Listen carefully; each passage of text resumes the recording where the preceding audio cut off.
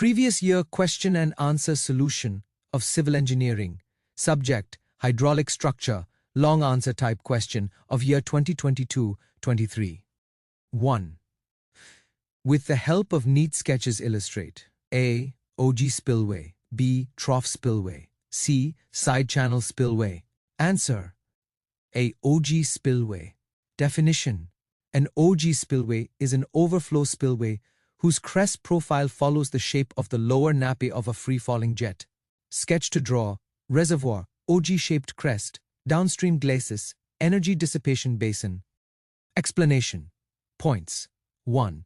Crest profile is S-shaped, OG curve. 2. Design for maximum efficiency at design head. 3. Water flows smoothly over the crest without separation. 4. Commonly used in gravity and arch dams. 5. Provides high discharge capacity. Advantages: economical, high discharge coefficient, smooth flow. B. Trough spillway. Definition. A trough spillway is a spillway in which water is carried through a concrete trough or conduit after passing over the crest. Sketch to draw. Crest, trough channel, outlet section. Explanation. Points. 1.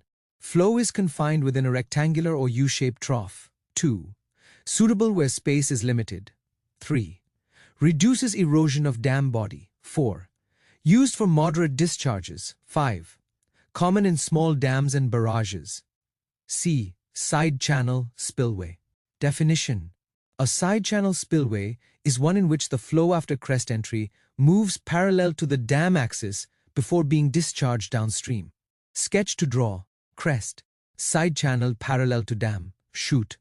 Explanation. Points. 1. Flow enters channel sideways. 2. Channel runs parallel to dam. 3. Used where downstream conditions are unfavorable. 4. Requires energy dissipation arrangement. 5. Suitable in mountainous terrain. 2. What are the investigations required for dam site? Answer. Definition. Dam site investigation involves systematic studies to ensure safety, stability, economy, and durability of the dam. Types of investigations. Geological investigations. 1. Rock type and strata. 2. Faults, joints, fissures. 3. Permeability of foundation. 4. Weathering characteristics. 2. Topographical investigations. 1. Valley shape. 2. River alignment. 3. Catchment area. 4. Storage capacity. 3. Hydrological investigations. 1. Rainfall data. 2. Flood discharge. 3. Probable maximum flood, PMF. 4. Runoff characteristics. 4. Foundation investigations. 1. Bearing capacity. 2. Seepage conditions. 3. Depth to impervious strata. 4. Settlement behavior. 5. Seismic investigations. 1. Earthquake history. 2. Seismic zone classification. 3. Ground acceleration. 6. Environmental and economic studies. 1. Submergence effects. 2. Rehabilitation cost. 3. Construction materials availability. 3. A. Enumerate and explain by neat sketches the different ways by which the earthen dams may fail. B. Also suggests suitable precautions that should be undertaken to avoid each type of failure. Answer. Types of failures. 1. Hydraulic failure, overtopping due to inadequate spillway, wave erosion. 2. Seepage failure, piping, sloughing, heaving. 3. Structural failure, sliding, foundation settlement, slope instability. B. Precautions to avoid failure. Overtopping failure is prevented by providing an adequate spillway capacity so that excess flood water can safely pass without flowing over the dam. Piping failure can be avoided by providing filters and cut-off walls, which control seepage and prevent soil particles from being washed away. Seepage failure is controlled by using a chimney drain, which safely collects and carries seepage water away from the dam body. Slope failure is prevented by adopting a proper slope design, ensuring stability of both upstream and downstream slopes. Settlement failure is minimized by ensuring proper compaction of soil during construction, which increases strength and reduces deformation. Erosion failure is prevented by providing riprap protection, which protects the dam surface from wave action and flowing water.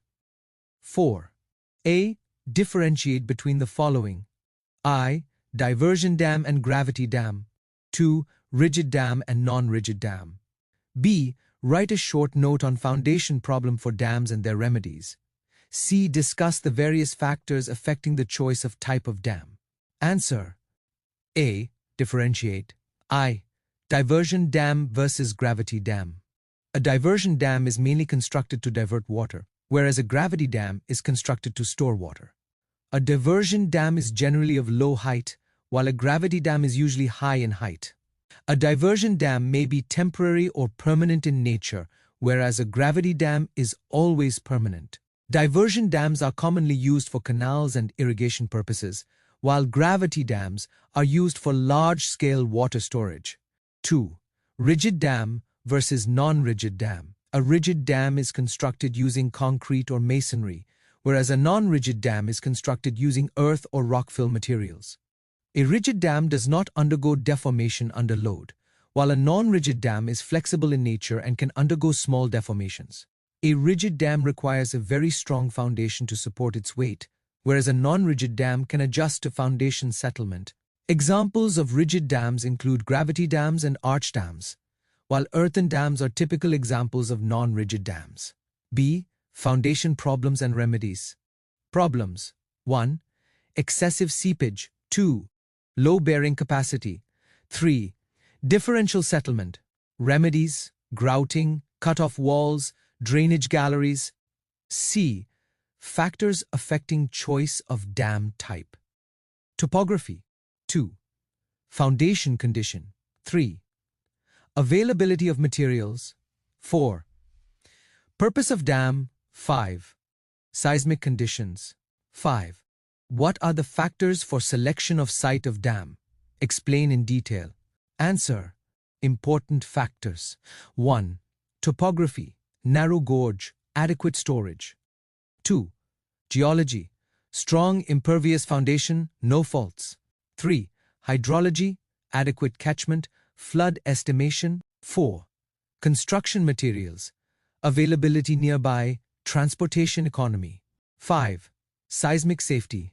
Low seismic risk. 6. Economic considerations. Minimum submergence. Rehabilitation cost. 7. Environmental and social aspects. Minimum displacement. Ecological balance.